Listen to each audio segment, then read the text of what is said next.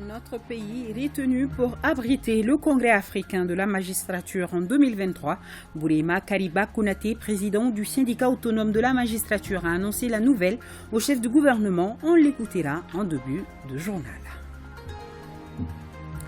Les technologies numériques au service des personnes âgées et du vieillissement en bonne santé, c'est le thème 2022 de la Journée mondiale des télécommunications, célébrée aujourd'hui 17 mai. L'objectif est de non seulement rapprocher les TIC des personnes âgées, mais aussi et surtout les rendre accessibles et disponibles partout où besoin sera. Rebelote pour le comité syndical des pompistes. Des stations-service fermées depuis la semaine dernière pour cause de grève. À l'origine, la pénurie de gazole, mais surtout la mise en application de la convention collective des stations-service demandée par les grévistes. D'autres explications dans ce journal avec Valentin Roger Diallo. Merci pour votre présence. Mesdames, Messieurs, bienvenue à ce journal. Bonsoir à tous. La vice-présidente de la République du Bénin est en visite dans notre pays. Elle a amené un message du président béninois Patrice Talon à son homologue malien Assimi Goïta. Elle en a profité pour parler de la coopération Mali-Bénin qui se porte bien et même très bien. À son arrivée à l'aéroport international, président Modibo Keïta, c'est nous. Elle a été accueillie par le Premier ministre Choguel Kokala Maïga. Écoutons Madame Mariam Chabi Talata Zimé. Elle est au micro de Khadija Toukouni.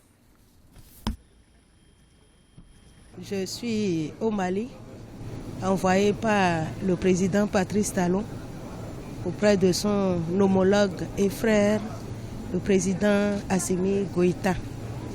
Je suis venu lui porter un message personnel. C'est un message de paix. C'est un message qui a un rapport avec les liens qui nous unissent, les liens de fraternité et de coopération. Nos deux peuples sont des peuples frères et amis. Il y a une longue histoire qui nous unit et du fait donc de cette histoire, nos liens doivent être maintenus et nous devons tout faire pour que, de part et d'autre, nos populations, dans une certaine mesure, se sentent à l'aise d'être des populations frères et amis comme nos dirigeants le sont. Notre pays retenu pour abriter le Congrès africain de la magistrature en 2023. Bourema Kariba Konaté, président du syndicat autonome de la magistrature, a annoncé la nouvelle au chef du gouvernement cet après-midi à la primature. Les magistrats ont aussi exprimé au chef du gouvernement leur soutien aux autorités de la transition. Écoutons Bourema Kariba Konaté, président du syndicat autonome de la magistrature. Il est au micro de Adama Djindi. Nous l'avions présenté d'abord le nouveau bureau du comité directeur du syndicat autonome de la magistrature qui a été élu en janvier 2022, mais aussi nous avions exprimé au Premier ministre tous les soutiens de la magistrature pour la réussite de cette transition.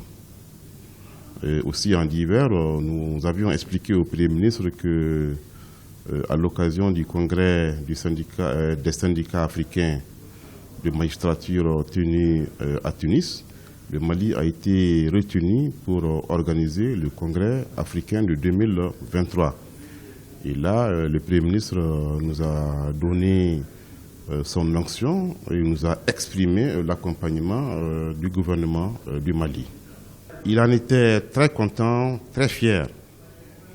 Parce que vous saviez, à l'international, le Mali se vend très cher. Partout où nous sommes passés, nous avons été accueillis comme des véritables héros. Et les gens se sont réellement fiers du Mali aujourd'hui. Selon vous, pourquoi? Le Malien s'est montré très courageux. Parce qu'il fallait dire non à un certain moment à la néocolonisation et à beaucoup de comportements réducteurs qui ne font pas honneur à nos peuples africains. Et je pense qu'aujourd'hui, le cas du Mali est en train de faire émule partout. Nous prions que cela soit ainsi, partout en Afrique. pour que l'Afrique finalement revienne aux Africains. Nous allons continuer avec le Premier ministre qui a regagné Bamako hier soir. Donc, le Premier ministre rentre des Émirats arabes unis où il était parti présenter les condoléances du peuple malien au peuple émirati suite au décès du président Cheikh Khalifa Ben Zayed Al Nahyan.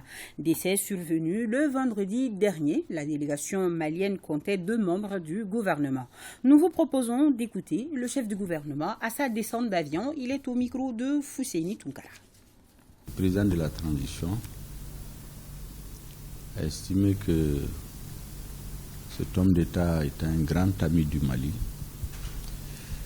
Il était important qu'au nom du peuple malien,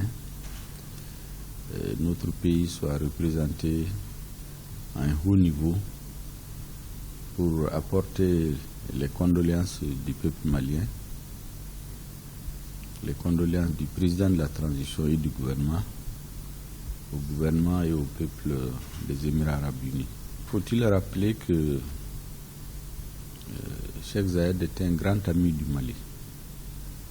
Il a fait l'une de ses visites les plus mémorables en Afrique, au Mali, au milieu des années 80. Et les films de ce voyage sont encore vivaces dans l'esprit des peuples des Émirats arabes unis. En témoigne Expo 2022 qui s'est tenu à Dubaï récemment, 2021 disons, où nous avons vu défiler les films de cette visite et les Émirats ont observé et regardé ces films avec beaucoup d'intérêt et beaucoup de fierté. Nous avons aussi tenu à indiquer au nom du président de la transition, au nouveau chef de l'État, Mohamed Zayed, que les relations d'amitié, de fraternité et de coopération qui ont existé par le passé entre le Mali et les Émirats arabes unis, le président de la transition et le gouvernement comptent les consolider, les renforcer, les diversifier, les densifier. Et donc en même temps que nous avons présenté nos condoléances, nous avons dit toute la disponibilité de notre gouvernement à continuer cette coopération. Et le nouveau chef d'État des Émirats arabes unis nous a chargé de façon spécifique, avec beaucoup d'insistance, de remercier le peuple malien.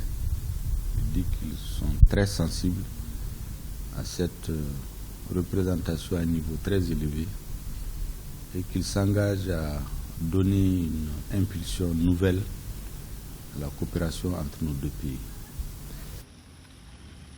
Voilà, le chef du gouvernement qui regagnait donc Bamako hier dans la soirée en provenance des Émirats arabes unis. Nous avons ce communiqué. Le président du Conseil national de transition informe les membres du CNT que dans le cadre de la session ordinaire en cours, une séance plénière se tiendra jeudi 19 mai 2022, jour suivant. L'ordre du jour porte sur les points suivants. 1. Adoption de procès-verbaux des séances plénières suivantes. Séance du 6 mai 2021, jour suivant, séance du 8 mai 2021, séance du 24 juin 2021. 2. Délibération sur les projets de loi. 3. Communication. Les travaux débuteront à partir de 9h30 dans la salle Djili Baba Sissoko du Centre international des conférences de Bamako, CICB.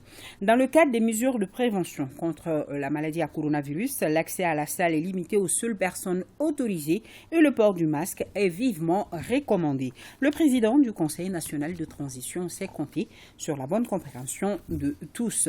Et toujours venant du CNT, ce taux de communiqué, le Conseil national de transition a pris avec étonnement et indignation la tentative de coup d'État déjouée par les forces de défense et de sécurité du Mali dans la nuit du 11 au 12 mai 2022. Le Conseil national de transition condamne vigoureusement cet acte malveillant qui intervient au moment où le Mali œuvre inlassablement pour sa refondation, sa stabilité et son émergence.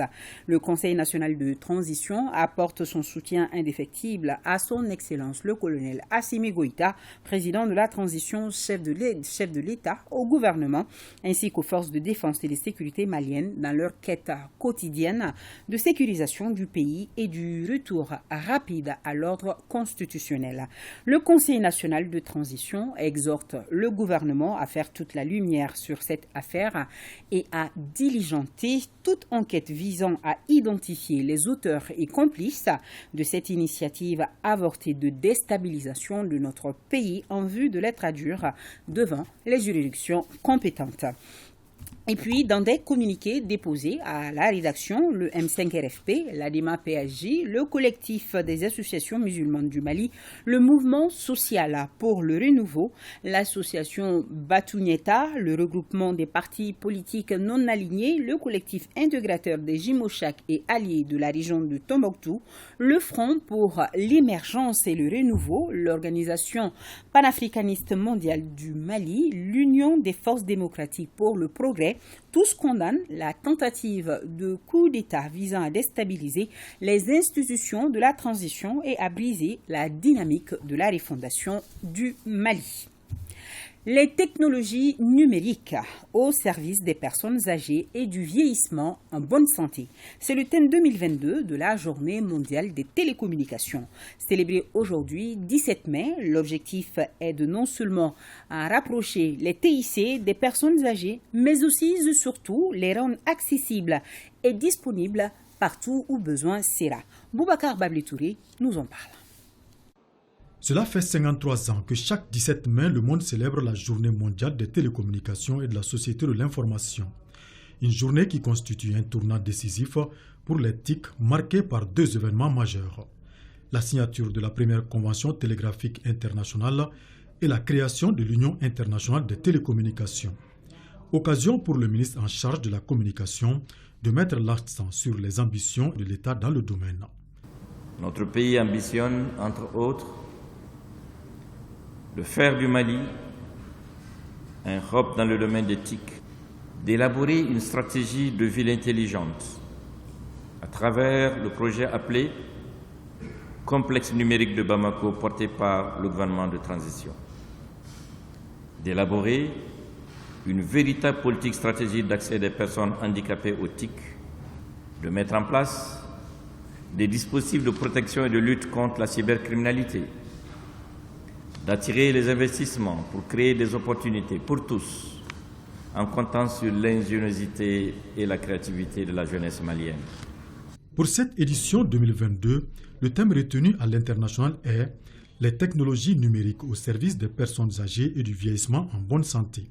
Le présent thème dédié à nos personnes âgées confirme la volonté de l'Union internationale des télécommunications UIT de rapprocher davantage les technologies numériques à cette catégorie de la population qui sont en fossé assez élargi entre les technologies et l'âge. Un thème qui cadre parfaitement avec les visions du département en charge de la santé qui entend faire des nouvelles technologies un outil incontournable dans le domaine de la santé. La technologie numérique permet de réduire la distance et combler certaines insuffisances, particulièrement dans le domaine de la santé, au profit des personnes âgées. Notre pays a mis en route des chantiers importants qui visent la santé et le bien-être des populations et particulièrement des personnes âgées. La journée a été aussi mise à profit par le ministre de tutelle pour annoncer une bonne nouvelle aux personnes du troisième âge. La société Orange Mali a décidé de mettre à la disposition de la Maison des aînés, dans le cadre du partenariat public-privé, une salle multimédia avec des ordinateurs connectés sur Internet de façon permanente. L'émission Malikoura Tassira reçoit ce soir Abdoulaye Diop, ministre des Affaires étrangères et de la coopération internationale. La version française à 21h15 et pour le Bambara à 22h.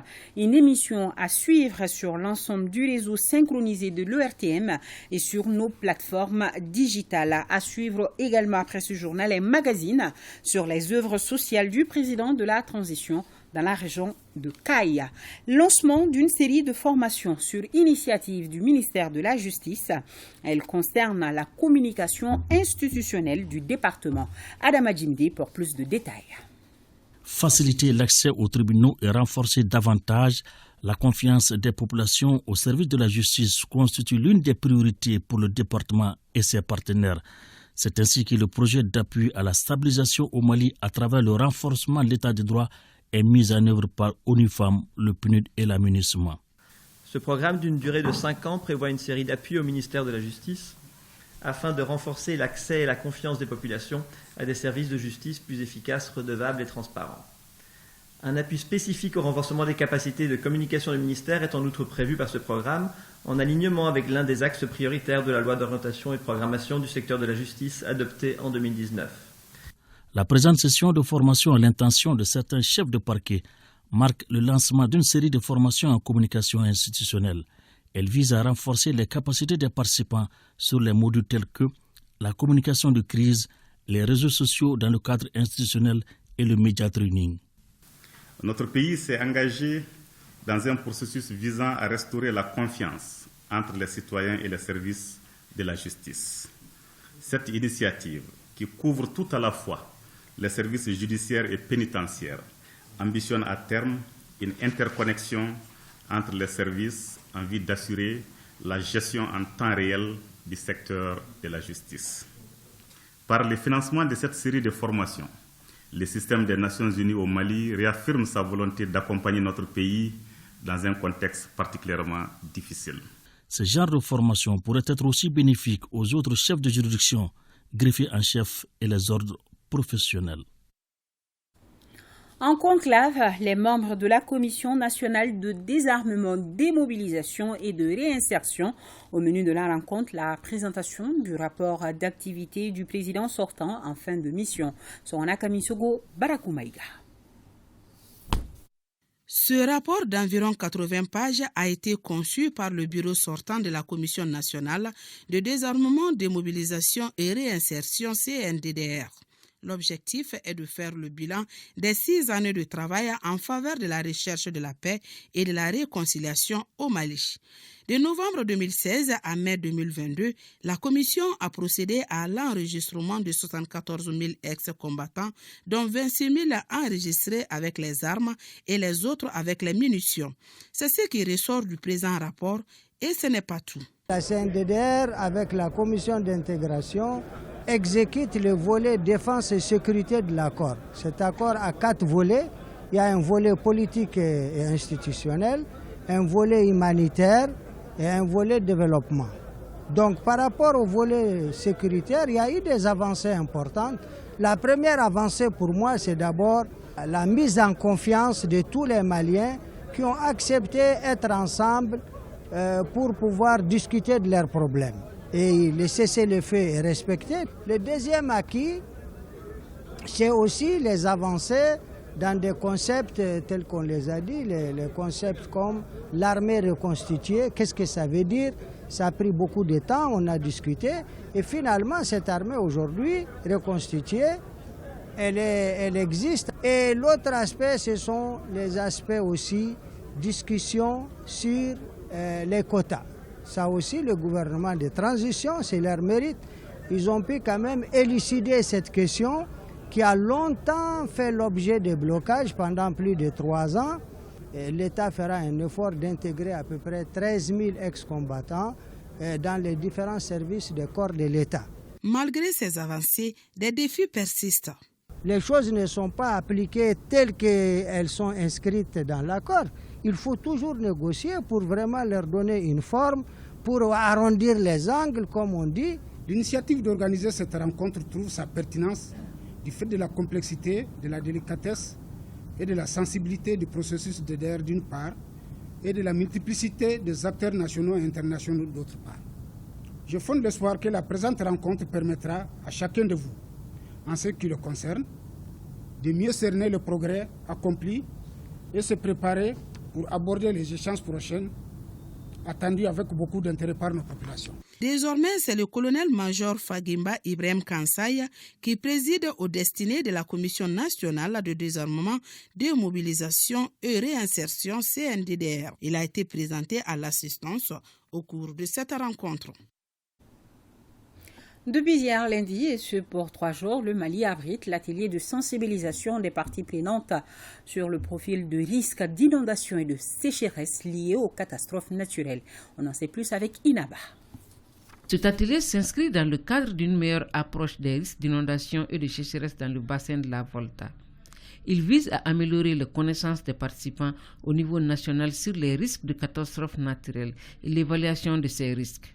La session entre dans le cadre du projet intitulé « Intégrer la gestion des inondations et de la sécheresse et l'alerte précoce pour l'adaptation au changement climatique dans le bassin de la Volta ». Le projet se fixe pour ambition de développer des solutions et des approches innovantes dans le bassin de la Volta pour la réduction des risques de catastrophes et l'adaptation au changement climatique, comprenant des solutions dites vertes ainsi que des approches participatives sensibles.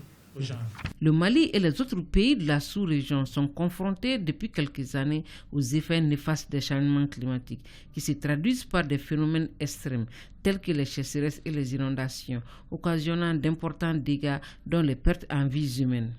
Ces phénomènes hydroclimatiques extrêmes, récurrents, même si nous ne pouvons pas les empêcher de se produire, requièrent de notre part une anticipation concertée afin de nous permettre d'atténuer sensiblement les risques encourus par nos vaillantes populations, notamment dans les zones rurales.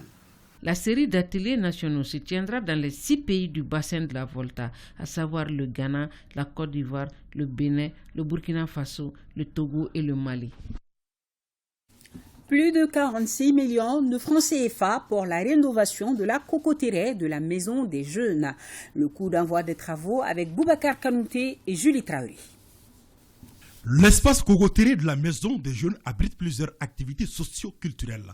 C'est pourquoi il sera bientôt doté de matériel de sonorisation, de tables, de chaises et autres équipements. Cette donation, avec une réhabilitation partielle de l'espace, s'inscrit dans le cadre de la coopération entre le Mali et le Japon. La Maison des Jeunes fait partie de la mémoire de notre pays.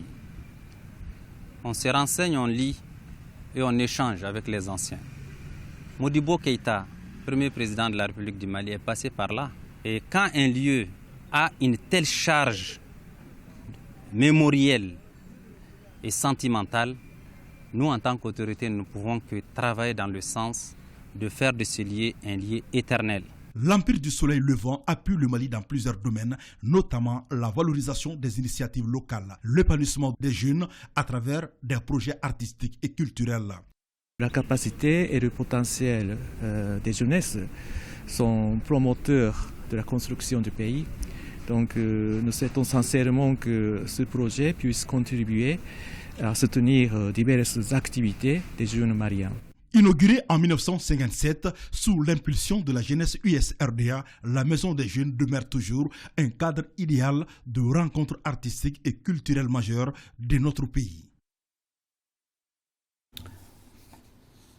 Lancement du projet La Calcanée dans le cercle d'Ansongo pour une durée de 29 mois. Le projet est financé pour plus de 400 millions de francs CFA par la Fondation Patrip et mise en œuvre par Caritas Mali, Diocèse Moti, Roukiatou Touré, Alassane Amadou Traoré, correspondance. Les résultats satisfaisants de la phase 1 de son projet Stabilisation et résilience au changement climatique au Mali et au Niger ont permis à Caritas Mali, en partenariat avec Catholic Relief Service, de lancer ce projet La Calcanée. Entendu par là, quiétude sociale. Il sera axé sur la promotion à la stabilisation de la paix et l'adaptation au changement climatique dans 3 communes du cercle d'Ansongo. Nos méthodes de procédés sont très élargies. Nous aidons beaucoup dans le cadre de la réhabilitation l'éducation et la construction des infrastructures socio-économiques et aussi les insertions socio-économiques de la jeunesse. Une aide dans le cadre de l'appui socio-économique des ménages. Le projet est financé à plus de 400 millions par la Fondation Patrip et couvrira au Mali les communes de Boura, Ouattaguna et le cercle d'Ansongo dans la région de Gao. Donc c'est déjà un bonheur pour les populations. C'est des projets de développement parce que c'est les populations qui participent à travers la cohésion, le dialogue, puis les activités qu'eux-mêmes peuvent faire. Et surtout, on a constaté que dans les objectifs, c'est les jeunes qui sont visés. Ce projet a été initié par notre partenaire pour atténuer les souffrances des populations des communes bénéficiaires qui font face à plusieurs défis sécuritaires, sanitaires et les effets de l'embargo imposé à notre pays par la CEDEAO. Des témoignages sur les bons résultats de la première phase et la présentation du programme de la phase 2 qui durera 29 mois ont été les temps forts de cette cérémonie de lancement à Ansongo. Le gouverneur de la région de Koulikoro, au nom des autorités de la transition, remercie chaleureusement les populations de Banamba pour leur esprit citoyen. Ceci fait suite à la réalisation du camp militaire de Banamba. Le colonel Lamine Kapori Sanogo, accompagné par la hiérarchie militaire, s'est rendu à Dangolo dans le cercle de Banamba pour la circonstance. Jules Sambo Sissoko. Les populations de la localité de Dangolo, située à 4 km de Banamba, sont en phase avec les initiatives des plus hautes autorités du Mali, au seul profit des populations. En effet, les différentes sensibilités de Dangolo avaient fait une objection relative à l'occupation de la route qui relie la dite localité à Banamba avec la réalisation du camp militaire. Les démarches entreprises sur instruction du président de la transition, le colonel Assimi Goïta, ont permis une meilleure compréhension partagée. C'est tout le sens de la visite du gouverneur de la région de Koulikoro, le colonel Lamine Kapori Sanogo, à Banamba et Dangolo. Le chantier du camp militaire en cours s'est installé sur la route habituellement empruntée par ces villageois pour se rendre à Banamba et vice-versa. La bonne information ne leur avait pas été donnée, puisqu'au début des travaux, effectivement, ces villageois disent qu'ils n'ont pas été associés. Le schéma d'urbanisation de la commune de Banamba prévoit justement un camp à cet emplacement précis. Il fallait leur dire que ce n'était pas la voie normale. Permettre à ce que ces gens-là aient une voie de déviation possible. Dans un premier temps, ils n'avaient pas accepté, mais au cours des échanges, effectivement, ils ont compris que l'État est là pour eux et que l'État est là pour la sécurité de l'ensemble des Maliennes et Maliens. Donc ils ont d'abord salué les efforts de l'État, du gouvernement, commencé par son Excellence colonel Assimi Goïta, président de la transition. Les élèves de Dangolo vont désormais apprendre dans 3 nouvelles salles de classe dotées d'un fourrage et réalisées par la même occasion. Pour soulager la souffrance de ces populations, nous avons envisagé sur le budget spécial d'investissement 2021 la construction de 3 salles de classe, puisqu'il y avait des salles de classe en banco. Nous avons aussi réalisé un fourrage qui sera bientôt équipé pour les enfants dans l'enceinte de l'école. Au terme de cette rencontre heureuse, le gouverneur s'est rendu au camp militaire de Banamba pour transmettre aux FAMA le message de soutien, d'encouragement et de cohésion des autorités de la transition dans leur noble mission.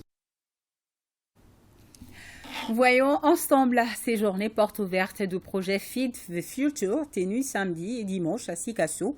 Des journées organisées en collaboration avec le projet Sénéiriwa. Elles ont regroupé plus de 200 acteurs agricoles au programme, des expositions de produits agricoles et un concours culinaire. Mustapha Doumbia, Amadou Dolo, correspondance. C'est le concours culinaire qui a sanctionné ces journées portes ouvertes du projet Feed the Future Suguiriwa, zone sud à Sikasso. Un concours qui a réuni 14 candidats avec comme critère, entre autres, la qualité, l'hygiène et l'innovation. La compétition est remportée par Keita la Négoce de Sikasso, qui a reçu un moulin multifonctionnel. Les 2e et 3e prix sont revenus respectivement à Djigiseme de Farakala et Sabouniouman de Fenkolo Ganadougou. Ces entreprises ont reçu une trieuse et un séchoir. Je suis agréablement surprise de tout ce que j'ai pu découvrir ici. Je suis également satisfaite du prix que j'ai reçu car mon entreprise en avait besoin. Les journées portes ouvertes qui ont duré 2 jours sont initiées par Feed the Future Sugu Yiriwa Zone Sud et le projet Séné Yiriwa, tous deux financés par l'USAID. Les objectifs du départ ont été comblés. Parce qu'il y a eu des transactions, plus de 3 50 000 d'achats directs et plus de 12 500 000 de transactions d'achats en cours qui concernent surtout les semences fourragères. Notre pays traverse actuellement une situation difficile, fragilisant les marchés et les échanges commerciaux. De ce point de vue, cette journée porte ouverte constitue un enjeu majeur et une opportunité qu'il faut saisir et perpétuer de façon durable à travers une synergie d'action entre les acteurs des marchés, les partenaires et les autorités locales. À la clôture des journées, le directeur de cabinet du gouverneur, Bernard Koulibaly, a remercié les 220 participants et la soixantaine d'entreprises pour leur engagement qui contribue à l'atteinte de l'autosuffisance alimentaire. Autre grand titre de ce journal, rebelote pour le comité syndical des pompistes. Des stations-service fermées depuis la semaine dernière pour cause de grève. À l'origine, la pénurie de gazole, mais surtout la mise en application de la convention collective des stations-service demandée par les grévistes. Valentin Roger Diallo et Abdoulaye Samaké ont fait un tour en ville pour constater la souffrance des conducteurs à la quête d'essence et s'enquérir aussi du niveau de négociation entre le comité syndical des pompistes et le collectif des gérants des stations-service multinationales au Mali. Suivons ensemble. Pour trouver du carburant à Bamako, aujourd'hui, c'est la croix et la bannière. Dans cette station-service de la place, les automobilistes font la queue pour se servir. Ce qui devient une denrée rare, c'est surtout le gasoil. Certaines personnes sont même munies de bidons pour se ravitailler. On n'arrive pas à avoir du gasoil. En voulant amener les enfants à l'école ce matin, je n'en ai pas eu. J'ai dû garer la voiture pour prendre la moto à la recherche de gasoil et ils refusent de vendre à ceux qui ont des bidons. On peut faire jusqu'à 3 quartiers sans avoir du gasoil. Et quand c'est disponible dans une station-service, il faut en plus faire la queue.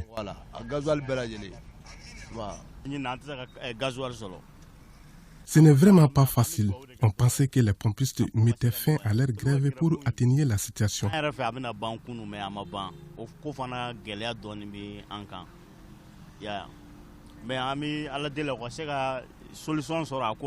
En effet, la grève des pompistes des stations multinationales impacte sur la fourniture de carburant. Elles sont fermées depuis une dizaine de jours sous la surveillance des policiers pour des mesures de sécurité. Après 4 jours de grève, les pompistes de ces stations rempilent. Cette fois-ci, pour une grève de 5 jours qui pourrait être illimitée sans les négociations. Actuellement, il n'y a pas de négociation parce que les DG ne veulent plus négocier avec nous. Ils sont en train de nous envoyer les gérants. Or que les gérants disent qu'ils ne peuvent pas appliquer tous nos doléances. Et les DG refusent de nous rencontrer. Le combat que nous menons, c'est un combat de la convention collective des entreprises pétrolières.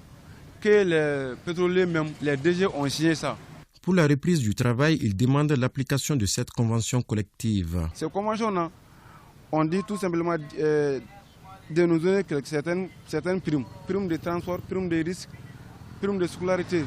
En même temps, d'appliquer le contrat de travail comme la loi dit. Il n'y a pas de contrat entre nous et nos PDG. Il n'y a aucun contrat entre nous et notre employeur. Un jeu de ping-pong. Pour le collectif des gérants des stations-service au Mali, entendez par là les stations des multinationales, il n'y avait pas de point de désaccord avant l'entame de la grève. À la dernière négociation qui s'est terminée le mardi 10, aux environs de 20h, il n'y avait aucun point de blocage. Le médiateur qui est la commission provisoire du patronat malien, CNPM, a mis tous les efforts possibles pour pouvoir joindre les syndicats afin de s'asseoir sur une table de négociation, mais en vain. N'est-ce pas, le syndicat des pompistes qui est soutenu par le SINABEF, n'est-ce pas, afin d'avoir un dialogue encore autour de ces points et voir exactement où est-ce qu'il y a le blocage. Parce que pour nous, jusqu'à preuve de contraire, il n'y avait pas de point de blocage. La grève des pompistes de ces stations-service amène une ruée de la population qui en souffre malheureusement vers les autres stations. Ouvrons à présent une fenêtre sur la culture. Ce samedi, c'était la clôture de la 14e édition 2022 de la rentrée littéraire. Plusieurs prix ont été décernés en majorité à des femmes, nous précise Alpha Maïga. Plusieurs prix ont été décernés à l'issue de cette édition de la rentrée littéraire 2022. Des prix qui immortalisent des figures emblématiques de la littérature malienne. Parmi elles, Moussa Sow, Massa Makan Diabaté, Ahmed Baba. Les lauréats, en plus d'un trophée, reçoivent des montants de 1 à 3 millions de francs CFA. Des lauréats en majorité des jeunes filles. C'est une consécration, on va dire. La femme, on dit qu'elle aime les mots. Donc quand les mots se matérialisent à travers l'écriture, on va dire que c'est une consécration. Le prix, je la dédie à ma maman. Disons tout un groupe de jeunes filles, parce qu'il y a eu, surtout dans les Massa Makan Diabaté, dans le premier roman et tout cela, est un signe vraiment encourageant pour l'avenir. Et on souhaite que ces jeunes filles la persévèrent. Le ministre de tutelle, à travers son représentant, s'est réjoui de la tenue de cette rencontre culturelle. Vivement la 15e édition qui est déjà annoncée. Vous pouvez déjà compter sur l'accompagnement réellement du département. Occasion de tirer un bilan et du coup annoncer le thème de la prochaine édition. On peut retenir d'abord une stabilité dans le nombre de manuscrits reçus pour Ahmed Baba. On peut retenir également une plus grande diversité des auteurs.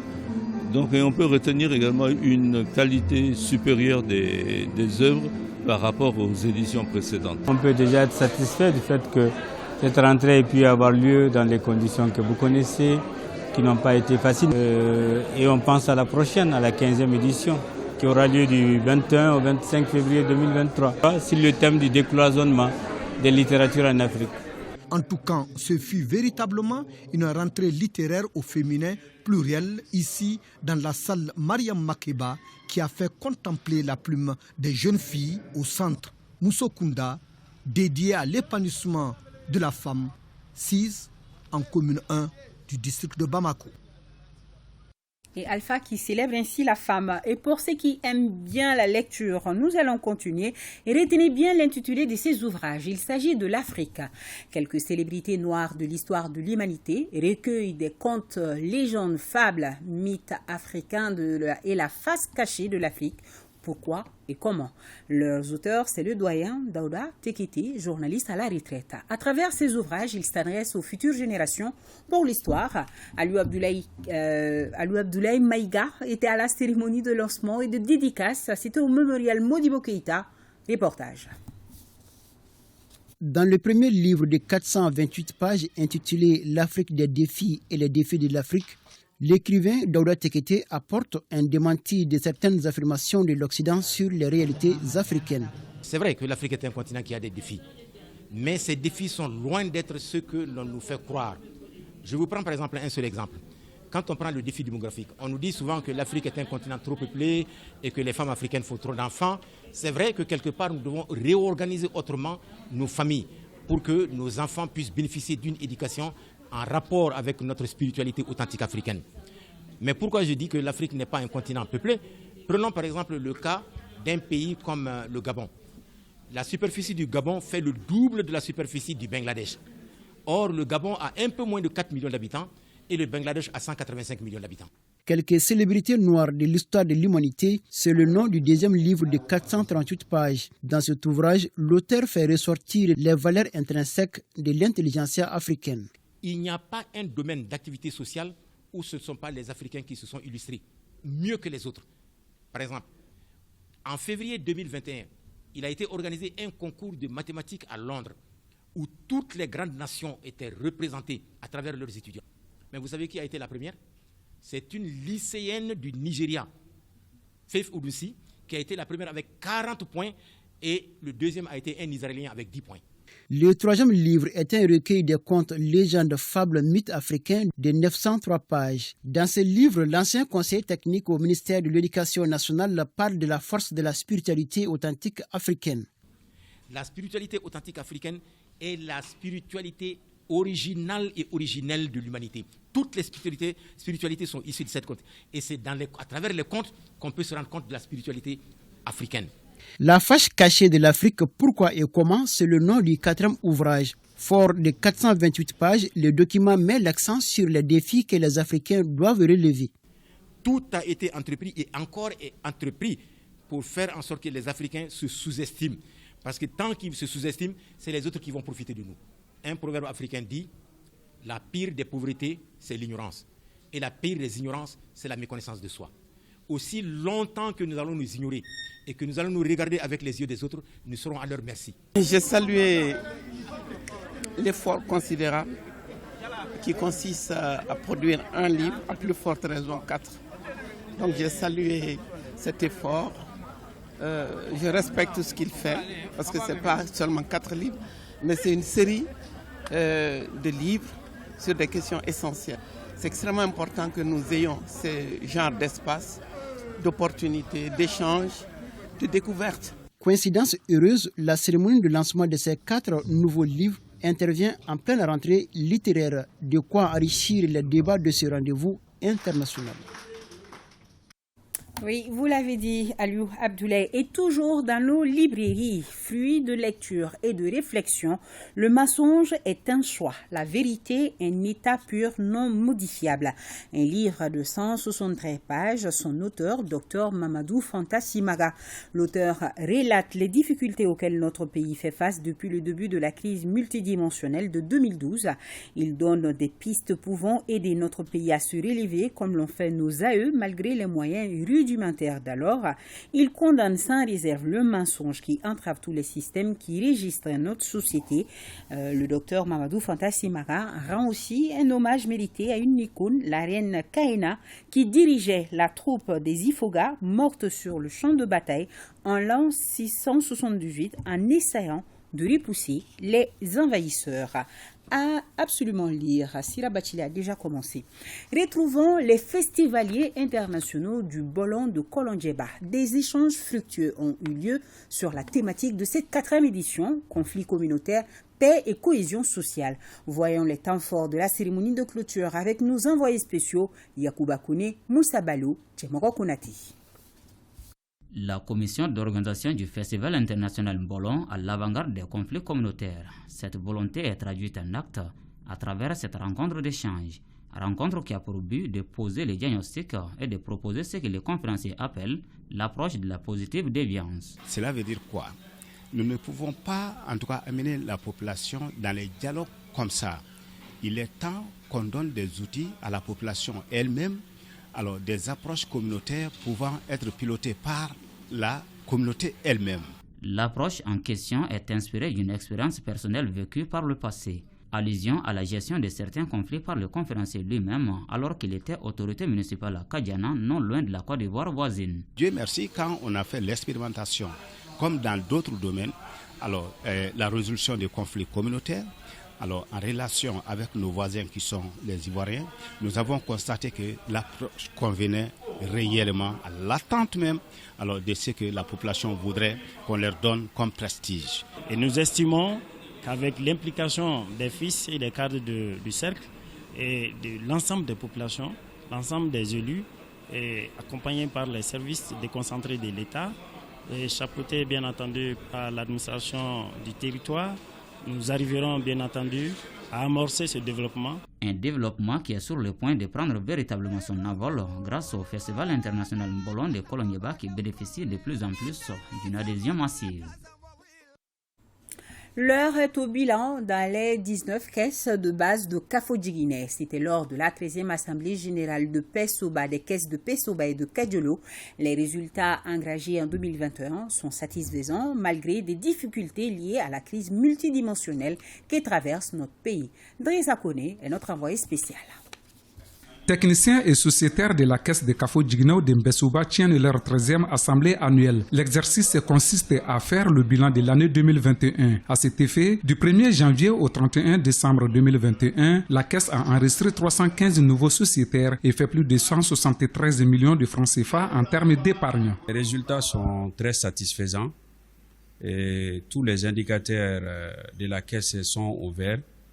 Les agrégats ont connu une croissance dans l'ensemble, que ce soit le sociétariat, l'encours de crédit et l'encours de dépôt.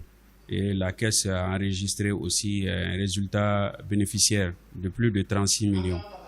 Même exercice à Kadiolo où les travaux se déroulent dans un esprit empreint de fraternité. Avec à son actif 8 guichets, la caisse de Kadiolo a réalisé un bénéfice de près de 189 millions de francs CFA en 2021 contre près de 290 millions en 2020. Malgré cette diminution de plus de 100 millions de francs CFA, les résultats sont salutaires. En 2021, la caisse a dégagé un résultat de plus de 188 millions de francs CFA. Donc ce qui n'est vraiment pas mal, vu l'environnement socio-économique, sécuritaire et même de la maladie à Covid-19. Donc c'est pourquoi nous félicitons donc l'ensemble des élus de Kafo-Djiguena et de Kadiolo ainsi que l'ensemble du personnel. Et cette 13e Assemblée générale de Kafo-Djiguena a été une opportunité pour nous d'avoir autorité, pour les sociétaires d'être édifiés par rapport aux différentes activités menées au sein de la caisse. Les sociétaires de Kafo-Djiguena disent fonder beaucoup d'espoir sur l'institution des microfinances et de proximité qu'ils considèrent comme un véritable levier de développement. Grand merci à nos téléspectateurs de Kolondieba, Kadiolo et Koutiala. Demain, 20h, soyez au rendez-vous de l'information sur ORTM1. Bonsoir à tous.